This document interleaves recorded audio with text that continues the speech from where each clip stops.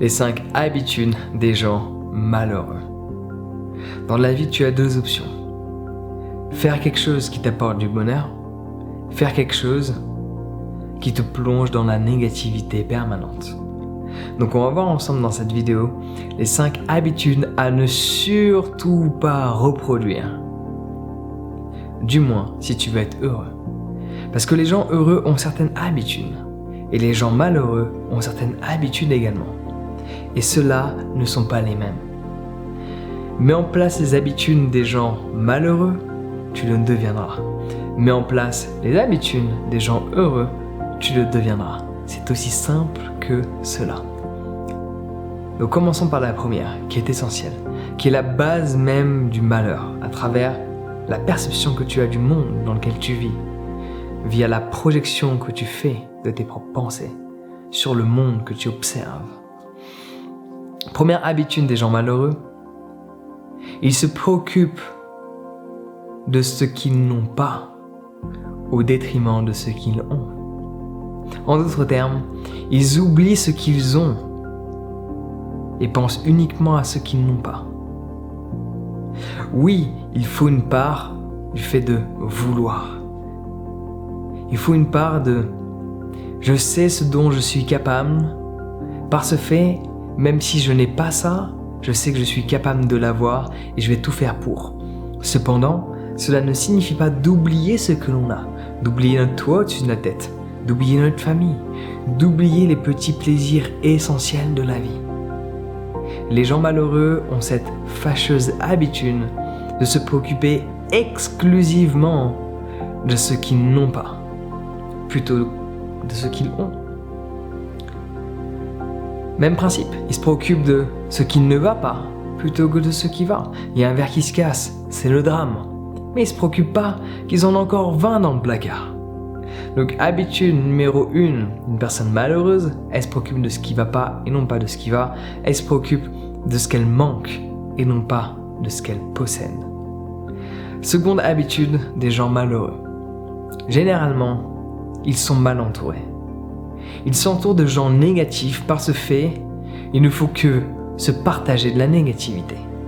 Tu te sens pas bien, généralement, à ce moment-là, tu as tendance à exprimer des mots, des phrases, des pensées plus négatives que d'habitude.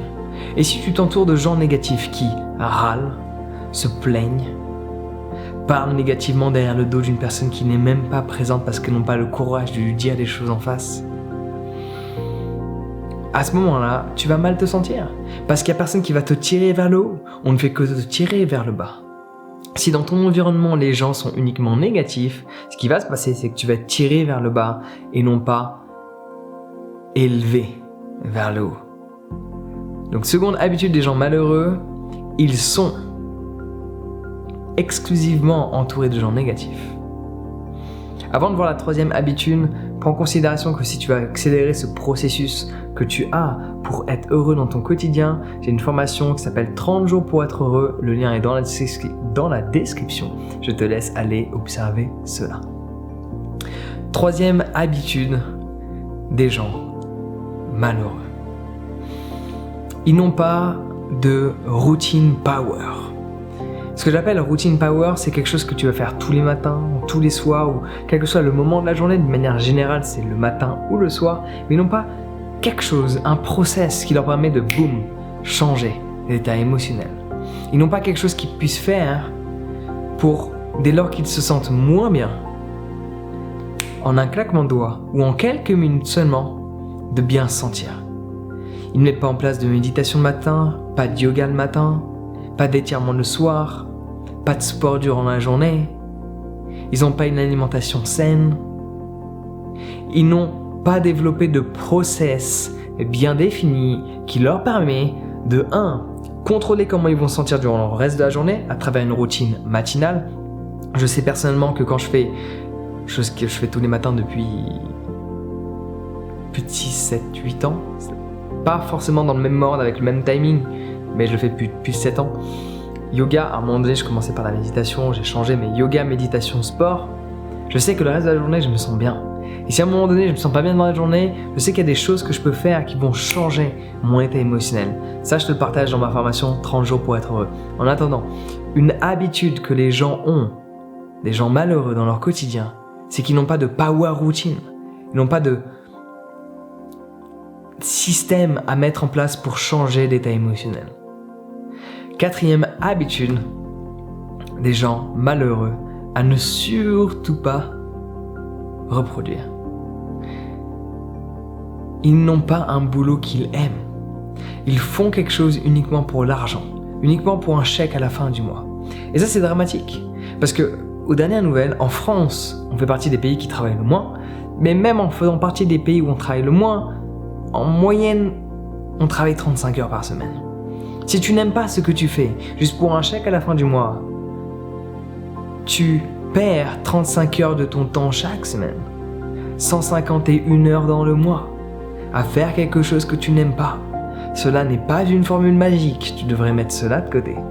Et ça, c'est une habitude que même des gens qui se sentent bien ont. Mais ils ne réalisent pas à quel point ça leur impacte et à quel point ils pourraient être encore plus heureux s'ils mettaient cette habitude de côté. Parce qu'en fait, ils arrivent à être heureux parce qu'ils se focalisent sur le week-end. Ils se focalisent sur ce qu'ils vont faire après le travail.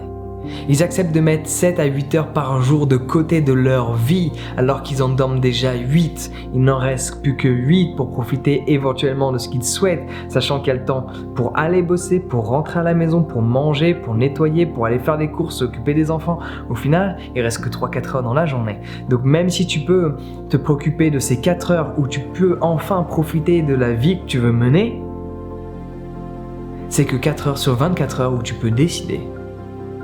Donc tu devrais faire quelque chose que tu aimes, même si tu dois gagner un peu moins d'argent. Et pour te rassurer, avec le temps, je peux te garantir que tu gagneras plus que ce que tu faisais quand tu n'aimais pas ce que tu faisais. Parce qu'avec le temps, quand tu aimes ce que tu fais et l'énergie que tu mets dedans, tu ne fais que la retrouver. Donc 4e habitude que les gens malheureux font,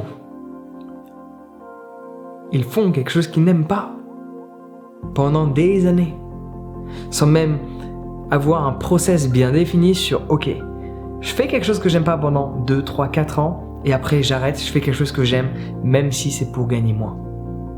L'argent est important. Les gens qui disent que cela ne l'est pas, c'est des gens qui en ont toujours eu. Le jour où tu n'as vraiment plus d'argent et tu dois aller le quémander dans la rue, tu réalises de l'importance de l'argent. Oui, l'argent a de l'importance. Cependant, si tu as le choix entre gagner 200 euros de moins et faire quelque chose que tu aimes ou gagner 200 euros de plus et faire quelque chose que tu n'aimes pas, fais le bon choix. Tu sais où aller. 5e et dernière habitude que les gens malheureux ont, ils jouent ce rôle de victime en permanence. Tu sais, jouer le rôle de la victime. C'est pas ma faute à moi. Ta-na-na-na. Cette chanson qui tourne en boucle dans leur boîte crânienne ne va pas les aider à expérimenter tout un tas de bien-être. Ouais. Jouer le rôle de la victime, c'est une habitude très classique. Je veux pas prendre de responsabilité. Alors certes, c'est cool. T'as fait une erreur, ta vie ne va pas, tu te sens pas bien, c'est pas ta faute. C'est cool. Le problème, c'est que si cela n'est pas ta responsabilité, ton état émotionnel, si ta vie n'est pas ta responsabilité, tu ne peux pas être responsable de la changer. Quand tu es responsable du négatif, tu es responsable du positif. Juste laisse-moi répéter ça. Quand tu es responsable du négatif, tu es responsable du positif. Quand quelque chose ne te convient pas et que tu as la responsabilité, tu peux le changer, reprendre ton pouvoir personnel à travers ton propre potentiel, de changer ton quotidien, de changer ton environnement, de changer tes fréquentations, de changer tes finances, changer ton état de santé. Tu as le pouvoir de le faire quand tu es responsable et non pas quand tu te victimises toi-même de par le fait qu'il y a certains scénarios que tu n'avais pas prévus qui ont fait en sorte que tu perdes tous tes moyens par rapport à la situation que tu as vécue. Je suis responsable. Par ce fait, je peux changer et vivre la vie que je décide de mener. Donc si tu veux aller plus loin, c'est le moment. 30 jours pour être heureux, le lien de ma formation est dans la description, étape par étape, une vidéo chaque jour, cela va grandement t'aider. Je te laisse t'inscrire dès maintenant sur ce Prends soin de toi et passe une excellente journée.